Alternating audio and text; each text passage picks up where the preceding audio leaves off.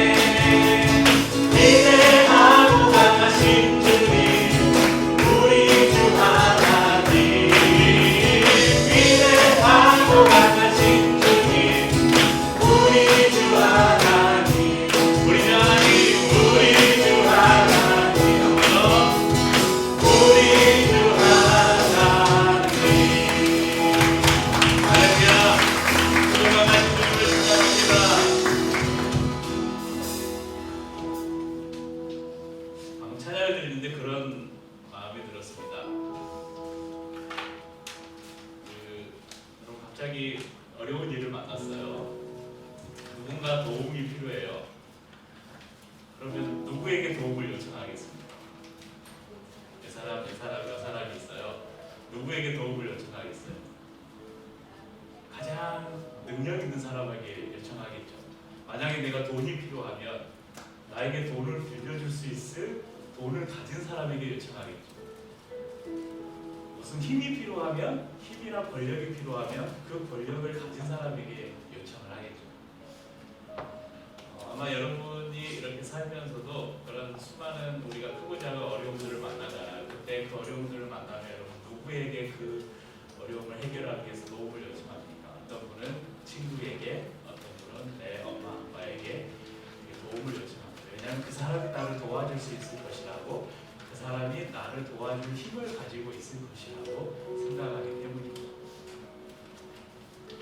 여러분 방금 우리가 고백했잖아요. 위대하고 강하신 분이 누구십니까? 우리가 어려움을 만났을 때 하나님을 의지하지 않는 이유는, 하나님께 우리가 구하지 않는 이유는, 우리가 평상시에 살면서요 찬양할 때나 하나님을 위대하고 강하신 분이라고 우리가 고백하지, 일상의 삶에서는 그 하나님이 위대하고 강하신 것을 까먹고 살아요. 그러니까 어려움을 만나면 당장 나를 도와줄 수 있을 옆에 친구를 찾거나 부모를 찾거나 선생님을 찾거나 다른 사람을 찾는다는 것입니다. 여러분 하나님이 위대하고 강하신 분이십니다. 그분은 전지하고 전능하신 분이십니다. 그래서 그분은 우리를 능히 도우실 수 있습니다. 믿으시죠? 하나님은 너를 지키시는 자, 너의 우편에 그늘 되시니 낮에 해와 밤의 달도 너를 해치 못하리. 하나님은 너를 지키시는 자, 하나님은 너를 지키시니 너의 환난을 명케 하시니 너의 환난을 명케 하시니 그가 너를 지키시리라. 너의 주님을 지키시리라. 눈을 들어 산을 보아라. 너의 도움 어디서 오나. 천지 지으신 너를 만드신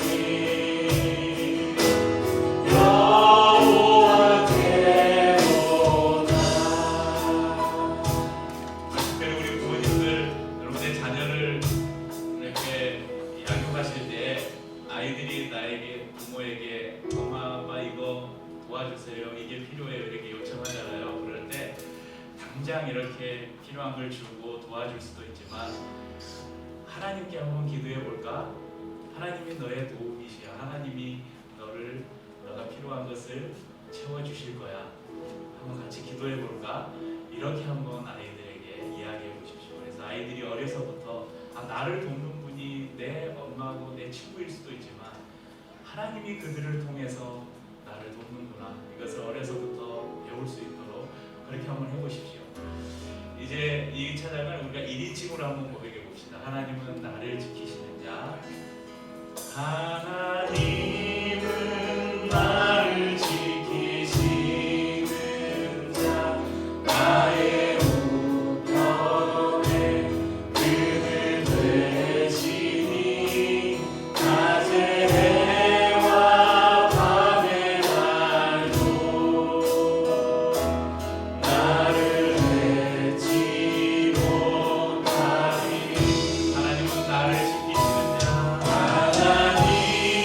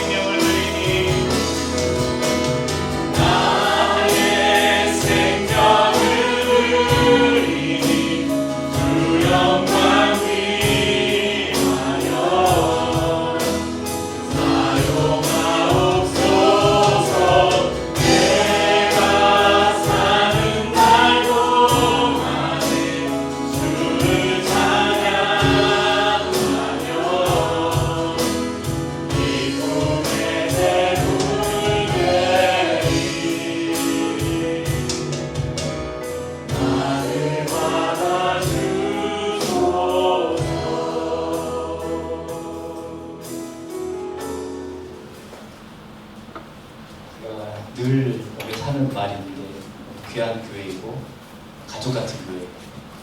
화성교회를 제외하고는 이런 교회가 없죠. 올 때마다 같은 멘트이지만 꼭 방문하는 교회 불러주셔서 감사하고 또 편하고 또 이렇게 그런 교회에서 더 그런 것 같습니다.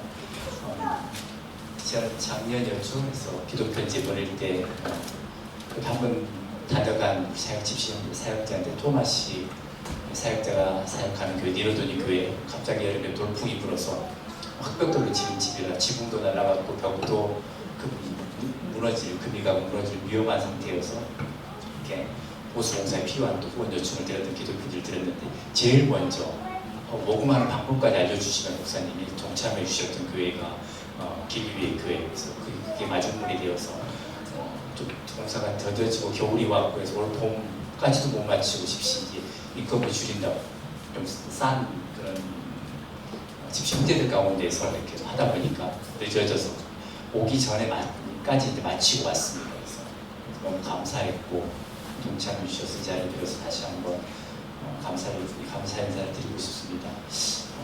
귀한 교회에 맞게 오늘 귀한 제가 생각할 때 선교사로 또 목회자로서 사역하고 있는데 귀한 정말 고루고루 귀한 메시지를 가져와 새로운 메시지 아니고 유학생 교회에서 집시 교회들 안에서 늘 강조하고 또 이 사역을 위해서 제가 선교사로 있는 것 같고 그런 말씀을 좀 나누려고 합니다. 처음에 초창기에 나올 때는 뭐 이렇게 제가 선교 사역을 통해서 교회들 끼칠 수 있는 참 의미하고 예답해서 좀 은혜는 작은 것 같습니다. 그래서 물론 선교 이야기도 하고 나누겠지만 말씀을 나눈 다음에 포함되어 하겠지만 먼저 우리 영혼을 새롭게 하고 하나님께로 우리 시선을 돌리게 하는 것 주의 말씀인 것 같아서 그 말씀을 먼저 함께 나누고 중간중간에 또 이렇게 선교지 이야기 나누도록 하겠습니다. 제목이 좀 생소하죠. 포도주가 떨어졌다. 뭐 이렇게 주류에 관련된 이야기 아닙니다. 본문제가 좀 읽겠습니다. 사흘째 되던 날 갈릴리 가나에 혼례가 있어 예수의 어머니도 계시고 예수와 그 제자들도 혼례의 청함을 받았더니 포도주가 떨어진지라. 예수의 어머니가 예수에게 이르되 저들에게 포도주가 없다 하니 예수께서 이르시되 여자여 나와 무슨 상관이 있나이까 내 때가 아직 이르지 아니하였나이다. 그의 어머니가 하인들에게 이르되 너희에게 무슨 말씀을 하시든지 그대로 하라 하니라. 거기에 유대인의 결례 예식을 따라 두세 통 드는 돌 항아리 6이 놓였는지라. 예수께서 그들에게 이르시되 항아리에 물을 채우라 하신즉 아귀까지 채우니 이제는 떠서 연회장에 갖다 주라 하시매 갖다 주었더니 연회장은 물로 된 포도주를 맛보고도 어디서 났는지 알지 못하되 물동 하인들은 알더라. 연회장이 신랑을 불러 말하되 사람마다 먼저 좋은 포도주를 내고 취한 후에 낮은 것을 내거늘 그대는 지금까지 좋은 포도주를 두었도다 하니라. 예수께서 이 첫 표적을 갈릴리 가나에서 행하여 그 영광을 나타내시매 제자들이 그를 믿으니라. 아멘. 한국에서 짧게 지내는 동안 잠깐 마주하게 되는 사람들의 모습, 또 TV에서 이렇게 나오는 광고를 지금 잘 보는데 우수한 광고들, 뉴스들을 보면서 이런저런 생각을 갖게 됩니다. 가끔씩 이렇게 나오면서 많이 변해 있고 요즘 한국 사회에서 가장 큰 관심거리 중에 하나가 있다면 아마도 100세 시대지 않습니까? 노후 시대를 준비하는, 어떻게 준비할까? 길어지는 수명과 맞물려서 은퇴 후에 시간이 늘어나지 않습니까? 그래서 편안하고 안정된 노후의 삶이 그 어느 때보다도 중요하게 여기고 그렇게 사시는 것 같습니다. 여기에 맞는 준비를 하는 것을 나무랄 데 없고 당연한 생각일지 모릅니다. 당연히 준비해야겠죠. 그래서 걱정 없는 노후를 막기 위해서 건강을 관리하고 또 연금도 들고 노후에 쓸 재정도 비축하고 정기적으로 저도 이번에 건강검진도 받고 가는데 건강검진도 받고 열심히 운동도 또 많이 하고 그럽니다. 하지만 그 다음은요. 그 다음에 있게 될 일에 대한 준비는요. TV를 보고 TV 광고가 재밌어서 TV 보면서 광고가 그렇게 재밌더라고요. 그래서 한국에 어떻게 돌아가는를 가장 쉽게 파악할 수 있는 게 제 나름대로 TV 광고 봅니다. 짧은 그 15초 광고 눈여겨보는데 가장 눈에 띄는 TV 광고 하나 있더라고요. 최근에 일이 났는데 장례식장 광고 어디 연세 드신 분들 얼른 채널을 돌리고 싶어하는 그런 광고인데, 사랑하는 가족이 장로를 거기 사랑하는 것이죠. 그래서 잘 준비되어 있고 자신들은 최선으로 마지막 가는 길을 잘 모실 테니 자신들에게 장례 일체를 맡겨달라는 그런 광고였습니다. 죽음을 미리 생각하고 준비하는 것은 여러모로 유익을 준다고 생각합니다. 그리스도인들도 꼭 필요한 일입니다. 그런데 그 광고에 아주 중요한 한 가지가 준비가 빠져 있습니다. 거기에 대해서는 말을 해주지 못합니다. 그들이 말하는 그런 준비가 아니죠. 성경에서 말하는 것은. 진짜 준비는 자신의 인생의 마지막이 닥쳐왔을 때 그 죽음의 강을 건너는 순간을 위한 준비가 되어서 결코 안 될 것입니다. 미리 준비되어 있어야 될 것입니다. 그때는 이미 늦은 것입니다. 아무리 호화로운 장례식일지 할지라도 아무 준비도 되지 못한 것입니다. 어떤 준비겠습니까? 하나님을 만나는 준비입니다. 이것은 그 누구도 아무리 사랑하는 부모가 사랑하는 자녀라 할지라도 그 준비를 대신해 줄 수 없는 것입니다. 제 나름대로 그렇게 선교사로서 목회자로서 판단하고 이렇게 생각합니다. 한 사람의 마지막을, 죽음을 잘 준비시켜 주는 것이 선교사나 목사, 목회자의 중요한 사명이라고 생각합니다. 지금까지 제 선교 사역을 돌아봐도 이 일에 중점을 두었다고 제가 고백할 수 있습니다. 이 준비를 시키고자 이 마을 한사역도 마찬가지지만 이 마을 저 마을 돌아다니면서 전도자로서 복음을 전하는 시간이었습니다. 교회를 세웠지만 교회를 세우는 것이 목표가 아니었습니다. 저희 이제 오실 기회가 보면 작은 가정교회, 초소교회, 건물이 있는 교회 두 군데밖에 없고, 그나마도 초창기에 많이 모였던 교회는 점점 이렇게 모이기를 싫어하고, 한국교회도 달라했지만 그런 거입니다. 그것이 목적이 아니었고, 저는 분명히 했습니다. 다만 이 땅에서의 삶을 마치고, 누구든지 그렇게 해야 되니까 이 세상의 삶을 마치고 하나님을 만날 준비를 잘 해주고 싶었습니다. 그것이 제가 지금도 선교사로 그 땅에 있는 이유이고, 구원의 확신 너무나 중요하죠. 구원의 확신과 기쁨과 감격을 가지고 이 땅을 떠나서 다음 세상을 살게 해주고, 완성된 새 하늘과 새 땅, 우리는 다시 돌아옵니다. 부활의 몸을 입고 어디가 될지 모르지만 건설된 완성된 하나님의 땅, 여전히 거기서 새 하늘이 있게 될 것입니다. 새 땅이 있을 것입니다. 지금처럼 거기에 삶을 살게 해주는 것이었습니다. 제 특별한 사역 하나를 소개하자면, 요즘에 예전에 더 빈번했었는데 이렇게 임종을 앞둔 사람들 있으면 어느 마을인지 우리 교회 다니든 소속이 되지 않아도 꼭 저를 부르라고 그렇게 합니다. 카톨릭적인 임종 미사를 드려주려고 그런 배경에서 그런 목적이 가는 것이 전도할 좋은 기회이기 때문에, 그래서 죽음을 아주 곁에서 지켜보는 경우가 저는 감사하게도 많습니다. 그래서 이런 설교가 나올지도 모르겠습니다. 젊은 나이에 술을 먹고 마약하다가 오토바이 타고 차 타고 사고는 그런 안타까운 죽음에서부터 살 만큼 살았는데도 평안히 눈을 감지 못하고 이를 갈며 두려움의 마지막 순간을 보내는 그런 죽음도 봤습니다. 정말 전도하기 부족한 순간을, 그런 준비되지 못한 죽음을 보면서 준비된 죽음을 죽을 수 있다는 것이 평안한가, 청교도들 이야기했던 것처럼 마치 이 다음 세상을 향해 가는 탈의실과 같이 여기면서, 탈의실에 있고 버스 들어가면서 불안하게 떨고 떠는 사람 없잖아요. 사우나 타게 들어가면서. 그들의 고백이었습니다. 내 임종의 자리가 가장 편안한 자리였다라고 고백하고 따랐던 믿음의 선배들처럼 그렇게 준비된 죽음을 죽을 수 있다는 것이 얼마나 큰 축복이고 또 중요한 일이 다시금 생각하게 돼서 그 사역을 하면서 바로 다른 아무 준비가 아니죠. 하나님을 만날, 우리의 창조주, 구속주, 살아계신 유일하신 하나님을 만날 준비입니다. 한번 저와 이 말씀을 듣는 여러분에게 한번 각자에게 한번 물어보겠습니다. 우리의 삶 속에서 진짜 문제가 되는 것은 무엇일까요?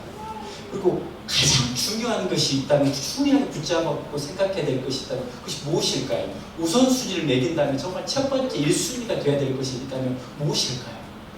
이런 생각과 질문들이 오늘 본문에 들려주는, 본문이 말하고 싶어하는 메시지로 우리 이끌어줍니다. 예수님 물로 포도주를 만든 이적이죠. 주류에 관한 이야기 아니고 있습니다.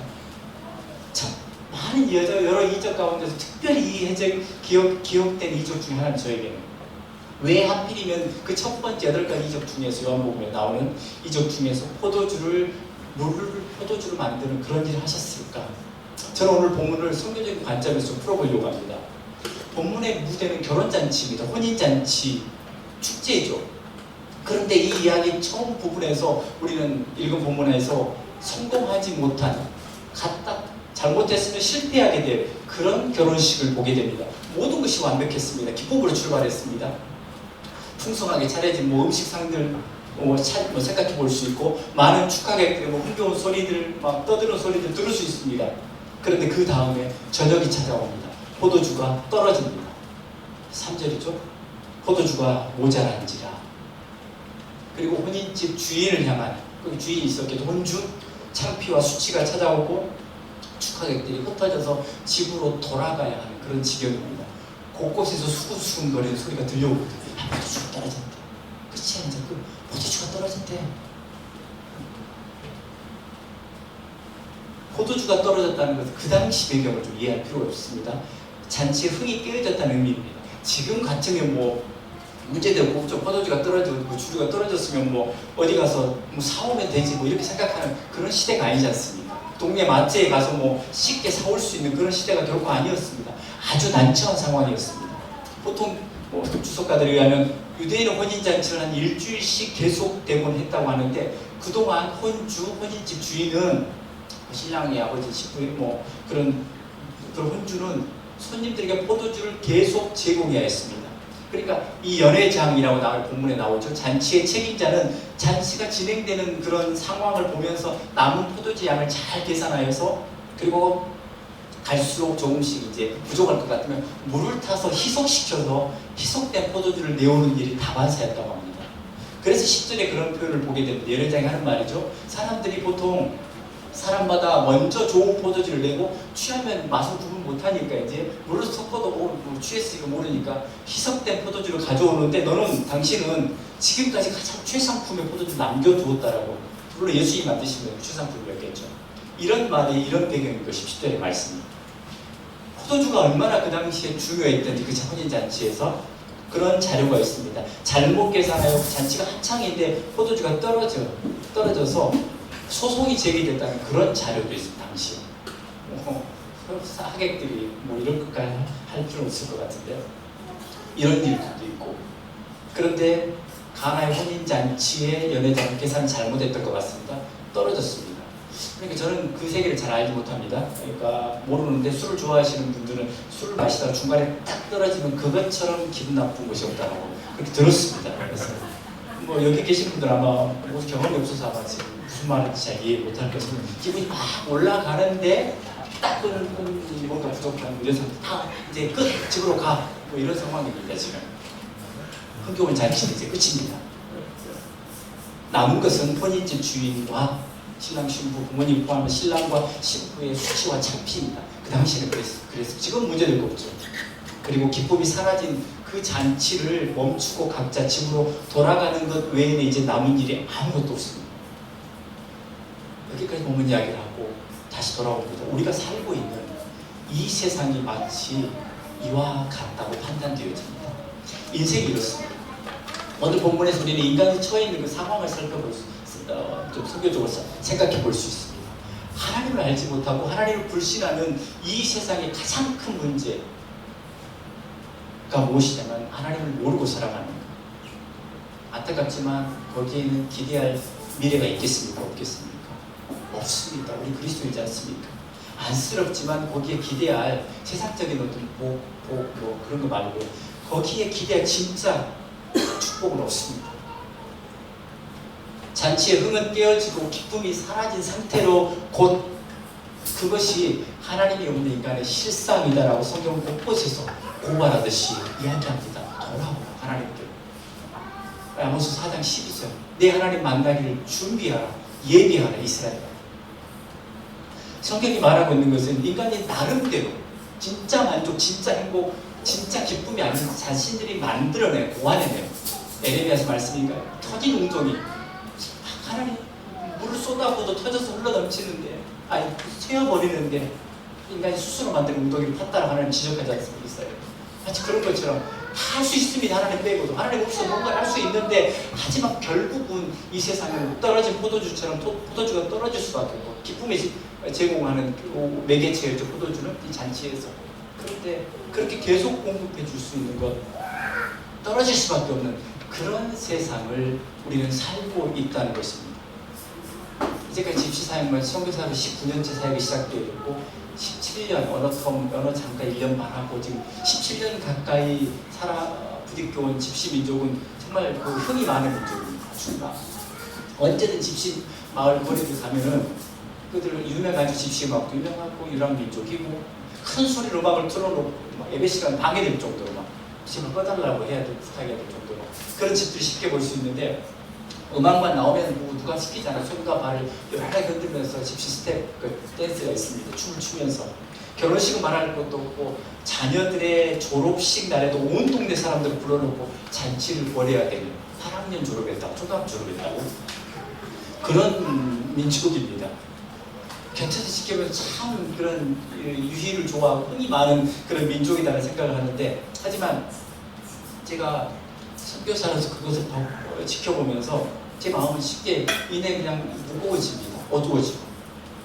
왜냐하면 진짜 즐거움이 아닌 거, 인간이 만들어내고 고안해낸 그런 즐거움은 곧 포도주가 떨어진 것처럼 그 잔치의 흥이 곧 깨어질 것을 알게 그렇습니다. 진짜 만족, 진짜 기쁨을 못 찾았으니까 아직까지.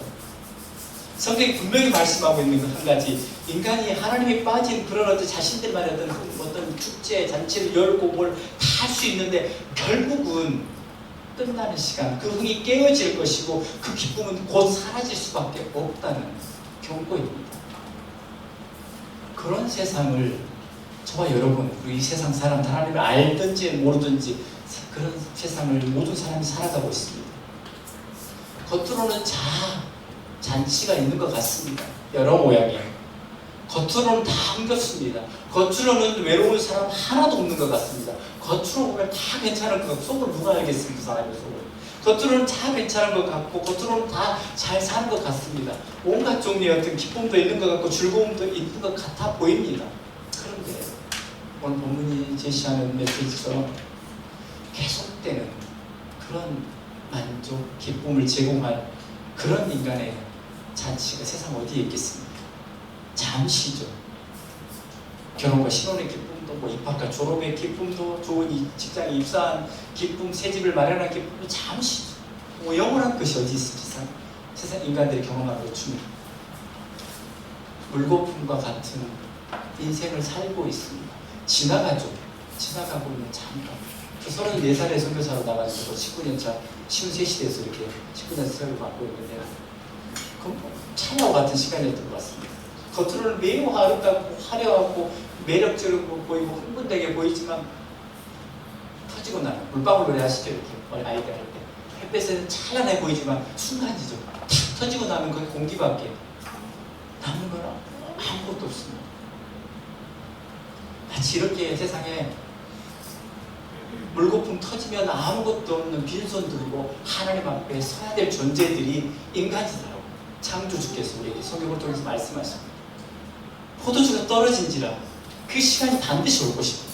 누구에게든지. 그리고 그 끝에서 하나님을 만나게 된다는 사실을 분명하게 기억하고 살아야 돼요. 할 수만 있으면 그리스도 밖에 있는, 기독교 밖에 있는 사람들 이것을 기억해야 될 것입니다.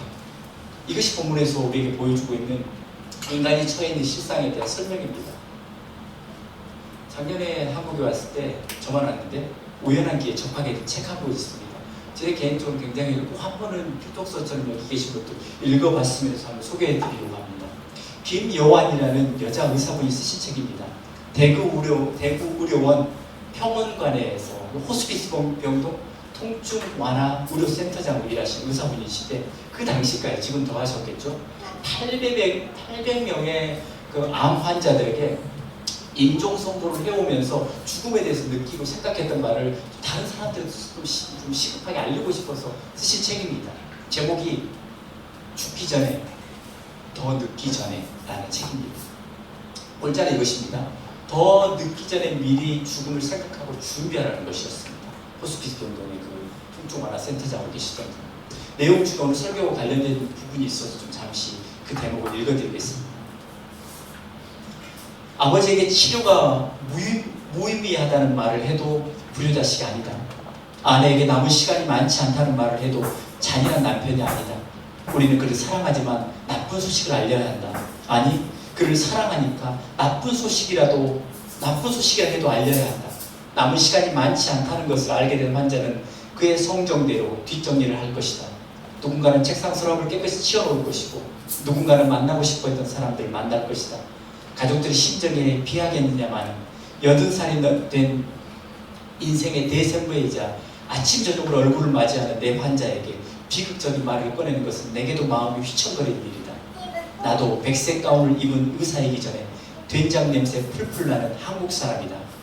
그러다 호스피스 경험이 쌓이면서 진실을 정확하게 알고 있는 환자가 통증 조절이 훨씬 수월하다는 것을 알게 되었다. 고통과 통증의 문제에 비하면 삶을 어떻게 정리할 것인가는 오히려 나중 문제다.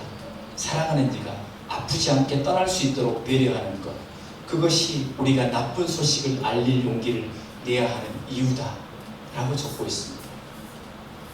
호스피스 봉동, 마치 그곳은 자기 인생의 포도주가 떨어진 잔치집과 같은 사람들이 모여있는 곳, 그들의 그래서 인생의 마지막을 여러 모양으로 정리하는 곳이면서 마지막, 그리고 더불어서 자신의 마지막 순간과 힘겹게 싸우는 곳 아니겠습니까?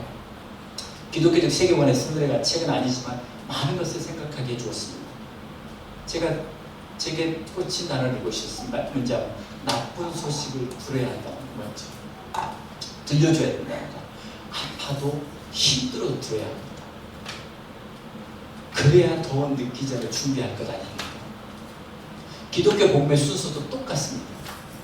먼저 들려지는 나쁜 소식을 들어야 합니다. 성경이 가르치는 나쁜 소식이 무엇입니까? 우리 모두는 다 죄인이다.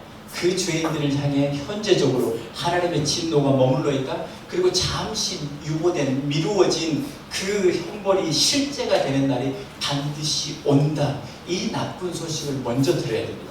복음을 들은 사람은 이 나쁜 소식을 먼저 들었었던 사람입니다. 이걸 듣지 않고 좋은 소식을 먼저 들은 사람이 없습니다. 그래야 그 다음에 오는 좋은 소식이, 복음이 진짜 너무 좋게 들려져서 그것을 소유하고 싶습니다. 그래서 모든 걸 버리고 주를 쫓게 되고 그리스도께 나오는 것입니다. 그 좋은 소식이 무엇입니까? 아니, 길이 있다. 살 길이 있다. 죄와 형벌에서 영원한 고통에서 해방받을 길이 있다. 살 수 있는 정도가 아니라 영원한 하나님의 자녀로서 살 수 있다. 하나님과 더불어서 주 예수께서 너를 위해서 이 모든 것을 하셨다 라는 좋은 소식. 포도주가 떨어졌다. 내 인생의 잔치는 이제 끝이다. 아주 잘 나가던 성공 가도를 달리던 어떤 사람도, 그리고 세상에 꼭대기에 앉아있던, 정점을 찍고 있던 그 어떤 자신 외에 다른 어떤 아무것도 보이지 않던 그 누구도 행복하고 단란한 가정을 이루며 살아가는 어느 누군가에게도 갑자기 들려질 소리입니다. 포도주가 떨어졌다. 인생 자체는 끝이 끝났다. 실로 나쁜 소식이죠. 성경이 히브리서 9장 27절에 이렇게 말씀합니다. 사람이 한 번 죽는 것은 정하신 것이요 그 다음에는 심판이 있느니라. 이 성경의 경고를 이 세상을 왔다 가는 사람 중에 누구도 가벼이 간과할 수 없는 것이, 무시해서는 안 될 것입니다. 오늘 누구든지 이 말씀을, 우리뿐만 아니라 저기 지금 예배 참석하지 못한 이 계양동에 사는 누구라도 이 말씀을 들을 수만 있다면 하나님이 빠진, 하나님이 결여된 헛된 자신의 인생의 잔치를 속히 끝내야 할 것입니다. 그리고 진짜 하나님 준비하신 잔치, 진짜 잔치 이제 시작입니다. 하나님이 준비하신 영원한 만족과 기쁨이 있는 그 잔치로 나아와야 할 것입니다. 이 준비를 더 늦기 전에 해야 할 것입니다. 십시선교제에서 저의 설교는 평온하고 평화롭지 못한, 제가 스스로 판단합니다. 인상도 많이 쓰고 그래서 좀 이렇게 주름살이 많이 생긴 것 같아요. 지금 이렇게 못합니다. 현재적으로도 영적으로 죽어있는 사람들, 목사들의 목사라고 불려 리차드 백스터 목사님 하셨던 말씀입니다. 죽은 사람에게, 죽어있는 사람들에게, 죽어가는 사람들에게 전하는 설교로 매일 그렇게 마주하는 거죠. 설교하러 가르치는데 현재적인 영적으로 죽어있고 또 영원한 죽음의 형벌을 향해 걸어가는 그들을 향한 외침이 게 세례요한처럼이라고 말을 못하지만 그렇게 하려고 노력합니다. 그런 불쌍한 영혼들을 향해서 평온한 목소리를 전하면 안 된다고 저는 나름대로 생각합니다. 거리 찬양 한 사역에 하나가 있는데 두 마을 센터에 가서 저 혼자 가서 이제 충전용 배터리를 설치해서 스피커 세우고 기타 치면서 이렇게 찬양을 하며 거리 예배죠. 그러면서 중간중간에 짧은 메시지를 전합니다. 그 메시지 안에도 최대한 이 나쁜 소식을 전하려고 합니다. 미러든 마을 같은 경우는 한 달에 한 번씩 정기적으로 의도적으로 복음 매월 마지막 주에 복음 전도 집회가 있습니다. 봉해경 전도 집회. 거기서도 새로운 사람 초청해놓고 한 기껏 전하는 소식은 나쁜 소식입니다. 그렇게 전하면서 웃으면서 평화롭게 평온하게 전달할 수 없는 겁니다. 듣기 싫은 말도 듣기 거북한 말도 단어도 거침없이 쏟아낼 때가 있습니다. 그런데도 제가 판단하기로 그런데도 남아있는 저희 선교지 작은 교회들 성도들이 참 귀하게 여겨집니다. 아마 제가 여기서 박목사님 그러시지 않겠지만 이 교회 이외의 제가 이런 식으로 매주 설교했다면 아마 이렇게 다 남아 계셨을 것입니다. 실수할 뻔했네요. 왜 갑자기 이럴 거야?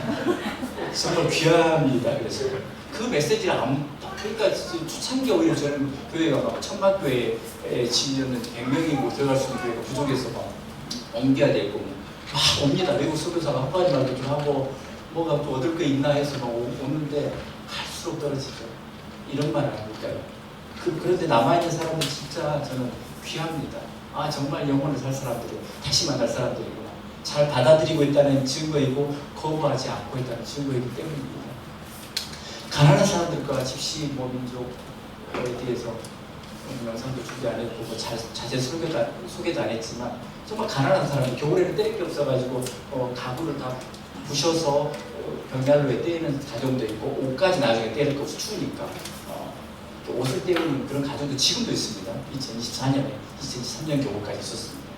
그런 사람들과 십수년째 살아오고 있지만 정말 구제사역을 대놓고 정기적으로 해본 적도 없습니다. 아까워서 나누기 싫어서가 아닙니다.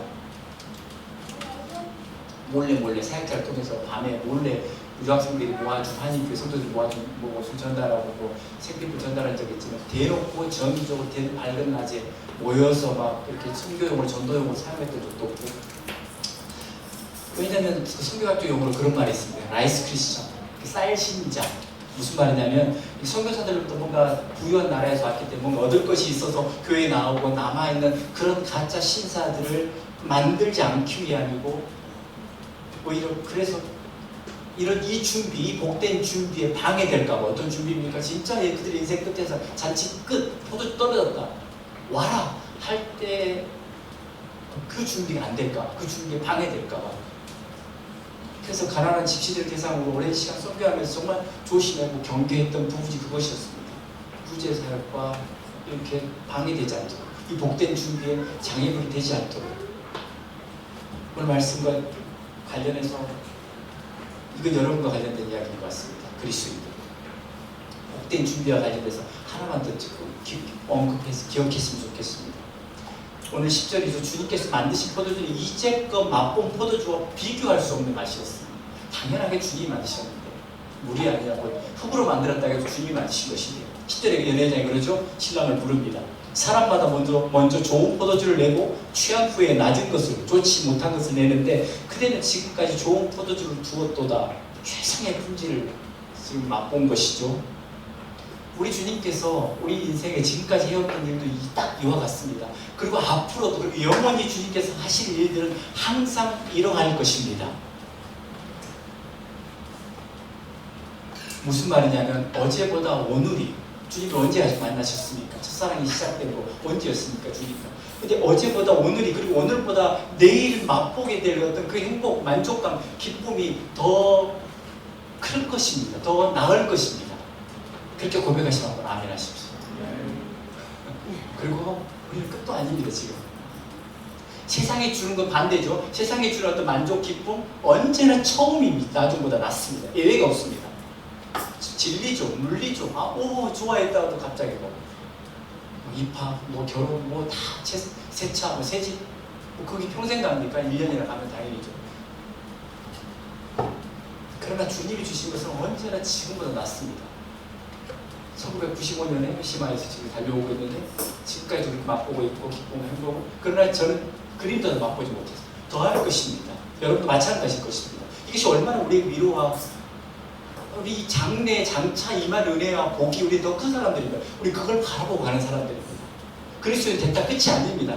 구원받았다, 천국까지 지켜 이렇게 들어왔다, 하나님 나라에 들어왔다 끝이 아니라 이제 진짜입니다. 이제 오페라 서막도, 우리 서곡도 이제 서곡만 들어본 사람들, 진짜 본무대는 아직 커튼도 열리지 않았습니다. 진짜 좋은 것은 늘 우리 집시형제들 강조하는데, 그러니까 가난에서 보여주는 그런 메시지를 다룰 수도 없고, 진짜 여러분 고생하고 가난하고 저보다 정말 없는 사람이 사는데, 그래서 낭망하지 마십시오. 예수 믿는 게 뭘 가져간다고 묻지도 마십시오. 진짜는 이 세상을 떠나가는 순간에 진짜 옵니다.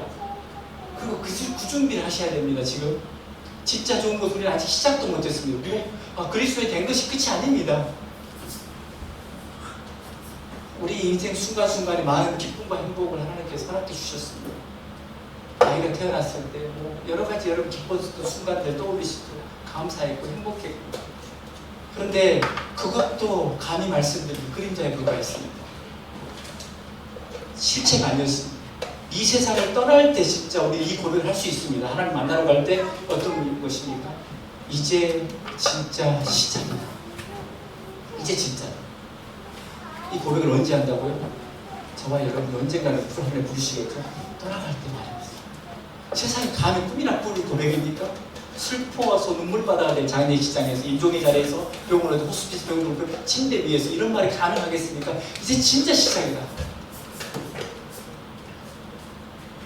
부탁드리겠습니다. 여기 작은 교회, 길리의 교회 여러분이라면 하실 수 있을 것 같이 부탁드립니다. 다른 교회에서는 같은 본문으로 해서 이런 부탁 못 드리는데, 여러분 주위에 아는 분 중에 혹시 이렇게 포도주, 오늘 본문 말씀 제목 기억하십시오.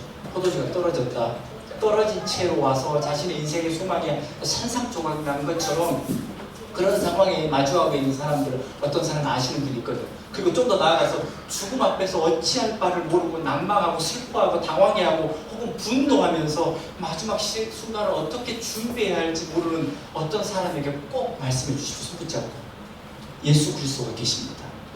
오늘 떨어진 흙이 깨진 잔치자리에 주님이 계셨습니다. 예수 그리스도가 계십니다. 아직 진짜 좋은 것은 당신은 경험해보지도 않았고 오지도 않았습니다. 아직 시작도 당신은 못해봤습니다. 죽음이 끝이 아닙니다. 더 영광스럽고 복되고 행복한 시작이 지금 눈을 감는 이 순간, 바로 지금 시작될 수 있습니다. 잔치의 즐거움은 계속될 수 있습니다. 흥이 깨어진 것이 아닙니다. 이제 진짜 시작입니다.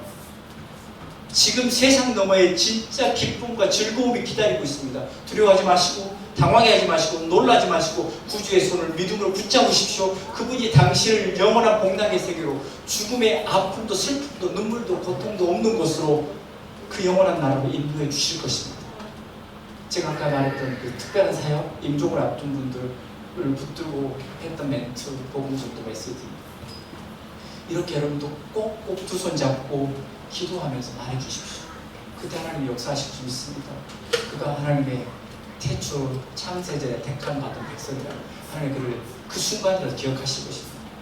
사랑하는 여러분, 마지막으로 부탁드리겠습니다. 다른 사람, 제가 선교사가 목사지만 다른 사람 준비시키는 거, 그걸 하나님 나를 평가하겠습니까?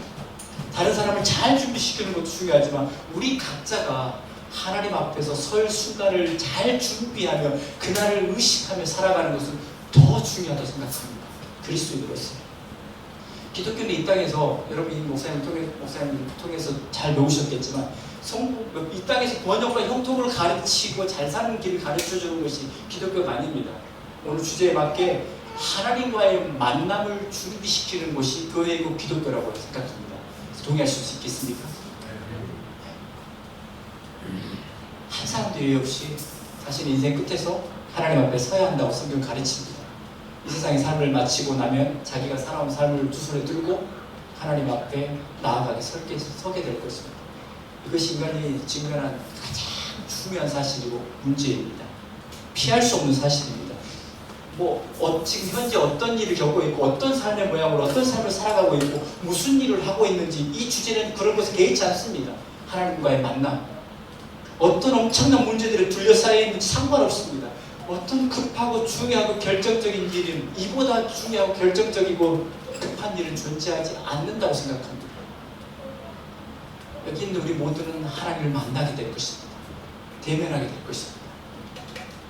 이 일을 깊이 있게 인식하고 산다면 한 그리스도의 삶이 당장 달라지기 시작할 것입니다. 사고도, 가치관도, 인생관도, 물질관도 바뀌기 시작할 것입니다. 신문지상에 오르내리는 그런 일의 주인공이 절대 되지 않을 것입니다. 그러니 혹시라도 저와 여러분 이 세상을 본받아서 자신만의 어떤 인생의 잔치가 진행되고 있는 중에 있다면 속히 그것을 끝내야 할 것입니다. 우리는 그렇게 하나님께 나아가서 그분을 대면하여 만났으면, 그렇게 대면해서 결국은 안 되는 것입니다. 여기는 우리 각 사람이 하나님과의 영광스러운 만남을 준비하며 살다가 하나님 앞에 설 수 있어야겠습니다. 그래서 도전합니다. 마지막으로 지금 여기서부터 오늘부터 오늘 이 하루를, 이 현재를 온 마음으로 이 하나님과의 만남의 의미를 크게 의식하면서 살아가십시다. 할 수만 있으면 하나님을 최고로 기뻐하고 즐거워하고 사랑하십시다. 그날에 대해서 준비하는 것이 하나님을 의식하는 것이 아니고 하나님을 어떻게 사랑해 생각하는 것이 아니고 지금 이것이 우리의 최선의 기도가 되게 하십시다. 그럴 때 저와 여러분의 인생은 최고로 같이 복되고 성공적인 그런 인생이 될 것입니다. 그런 순간순간들로 하루하루 채워나갈 수 있기를 축복하고 응원하고 격려합니다. 아멘. 진짜를 알지 못해서 지금 19년째 이제 제 사역을 판단해 보니까 평가해 보니까 19년째고 은퇴를 70년으로 생각했을 때 이제 달려온 길보다 이제 달려갈 길이 좀 더 덜 남은 것 같습니다. 그래서 그동안에 사역은 말씀드렸던 것처럼 영혼 전도하는 일, 그래서 자연스럽게 교회가 세워졌고 지금도 그 사역을 하고 있습니다. 유학생 사역과 더불어서 6개 또 집시 마을들에 세워진 그런 작은 교회이지만 그런 교회를 이제는 기독교인들 들었던 것처럼 제가 많아지기도 했고 또 한인 유학생 사역에 축한 데 있었는데 특별히 전에 2년 전부터죠. 한국 기업이 들어와서 이제 일반인들도 한 200명 가량 모이는 그런 도시가 됐습니다. 한국 마트가 생겨났고 식당이 생겨나는 그런 도시가 됐습니다. 인구 20만의 작은 도시인데 그러다 보니까 한국 한인들을 향한 사역도 자연스럽게 시작되고 구역도 있고 구역 모임도 있고 예배는 같이 드립니다. 10시 반에 예배가 시작되어져서 학생들과 지금 비주가 와서 이제 점점 좀 올라가야 되는 그런 상황도 있고 보통 예배 학생들은 모이다가 이제 직원분들도 한 가정들까지 와서 함께 예배드리고 있는 그런 상황입니다. 그 유학생 사역과 더불어서 이제 집시 사역을 중점적으로 하다 보니까 이제 시간적인 제자 양육도 성경 공부도 있고 해서 이제 집시 사역은 그래도 감사하게도 3명의 그런 사역자들이 세워졌습니다. 그래서 여러분 여기 4, 5년 전에 방문했던 토마스 사역자도 있고 니로도니 교회 네르반도르 교회 위임해서 저는 이제 한 달에 한 번씩 복음 전도 집회, 부흥회만 인도하고 있고 주일학교 사역, 청소년 사역, 요즘에는 선교 축구팀을 만들어서 축구단을 해가지고 그때 한번 말씀하신 집사님이 그래서 지금 아주 잘 이렇게 시작한 원래 축구를 좋아하는 형제이고 그래서 전도용으로 선교용으로 해서 청소년 팀, 주일학교 팀 해서 열심히 나름대로 주일학교 사역과 청소년 사역하고 있고 사역자 부부가 세워졌고 또 다른 마을에 또 언티와 언처라는 부부가 있는데 초창기에 제자 훈련해서 회심하였고 헝가리 개혁교단에서 평시도 신학교까지 맞추고 사역자 세워진 그 과정인데 부인이 지금 암인 것 같은데 누가 봐도 지금 결과를 보도 헝가리 의료 시스템이 빨리 나오지 않는 몇 달이 걸리는 그래서 그런 고통 가운데 있고 힘든 상황 가운데 있는데도 열심히 주중에 아이들 모아서 자비를 털어서 아코디언가 이렇게 연주하면서 찬양인도 예배에 기도하는 그 실실한 사역자도 세워졌고 이런 분들 또 다른 말도 한 64년 가정도 세워졌어요. 그래도 그런 분들이 계셔서 제가 이제 순회 사역으로 사역을 전환해서 매주 가는 것이 아니라 어떤 마을은 주중에, 그리고 어떤 마을은 주일 유학생 예배를 마치고 나서 오후에 두 군데 마을을 2주에 한 번씩 돌아가면서 이렇게 순회하는 사역을 이렇게 6개 집시 마을들을 세워가고, 주중에는 목걸이 찬양이든지 신방, 전도하는 데 많은 시간을 마지막 기도회 때 드렸던 것처럼 이제 교회가 세워졌으니까 안주하는 것이 아니라 좀 이 후반기 사역 올 가을부터 돌아가면은 그래서 좀 이 전도 여행, 정탐 여행을 좀 한가리 저녁에 집시들 사는 곳을 확대하려고 합니다. 그래서 하나님 예비하신 그런 사역자가 될 만한 가능성 있는 사람 전도에서 좀 만나고, 그 사람들 만나면 저희가 이제 좀 재정적인 지원을 해서 버스비나 교통비나 지원을 해가지고 저희 있는 도시에서 이렇게 뭐 1박 2일, 2박 3일인지 이렇게 센터는 준비된 것이 없지 어쨌든 모이는 장소를 준비해서 훈련하고 계속적으로 지속적으로 기도 모임이든지 그런 사역자 예비 학교처럼 초창기 했던 사역들이 이제 멈춰져 있었고, 다시금 그런 식으로 해서 후반기는 사람을 세워가는, 그렇죠. 개인적으로는 더 많은 마을 한 마을에 또 돌면서 이 복된 준비, 하나님과의 만남을 준비시켜서 계속 전도자로 남고 싶고, 그 일이 제가 그거 할 때 제일 기뻐하더라고요. 설교 준비고 예배인들은 다 복되고 기쁜 일, 감사한 일인데 그 어떤 유학생 사역도 귀하고 다 하는데, 저는 지금 시험장 그 마을에서 약간 그 죽어가는 사람 앞에 놓고 복음 전하고 사람 만나고 이 준비시켜준 일이 가장 감사하고 기억에 남고, 정말 가슴이 막 설레고 목소리 제일 힘이 들어갈 때 그때이더라고요. 그래서 이 하나님 주신 또 은사에 갖고 일을 하려고 합니다. 진짜 오늘 잔치에 대해서 말씀을 나눴지만 진짜 잔치를 경험하지 못해서 헛된 것에 빠져있죠.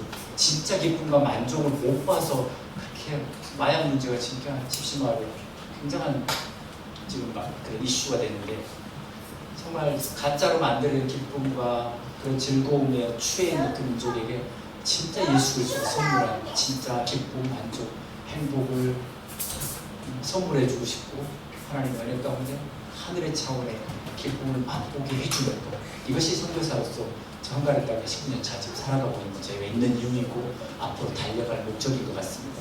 지금까지 변함없이 초창기부터 달려와주셔서 함께 와주셔서 감사하고, 앞으로도 이 일에 동참해 주시고 기도 같이 협력해 주시면 감사하겠습니다. 네, 기도하고 마치겠습니다. 하나님 아버지, 거룩하신 하나님을, 영광스러운 창조주 하나님을 주기도문 할 때마다 아버지라고 부를 수 있는 그런 친밀한 단어를 써서 아빠, 아버지라고 부를 수 있는 그런 특권적인 사랑과 은혜를 베풀어 주셔서 감사합니다. 천에 하나 만에 하나 고르고 골라서 창세전에 우리를 택하여 하나님의 때가 되면 우리를 불러주셔서 그 영원한 나라, 그 영광의 나라로 우리를 이끌어 주시기 위해서 새 하늘과 새 땅을 살기에 부합할 몸으로 죽어도 살겠고 나를 믿는 자는 살아도 죽어도 살겠고 살아서 믿는 자는 영원히 죽지 아니라, 그 말씀을 하시면서 부활 생명 우리에게 주셔서 하나님 감사합니다. 죽음이 무엇입니까?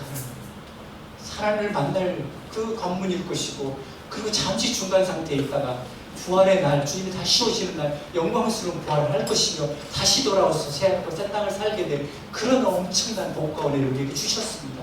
이 진짜 희락과 복락의 나라로 우리를 이끌기 위해서 이 땅에 태어나게 해주셔서 하나님 감사합니다.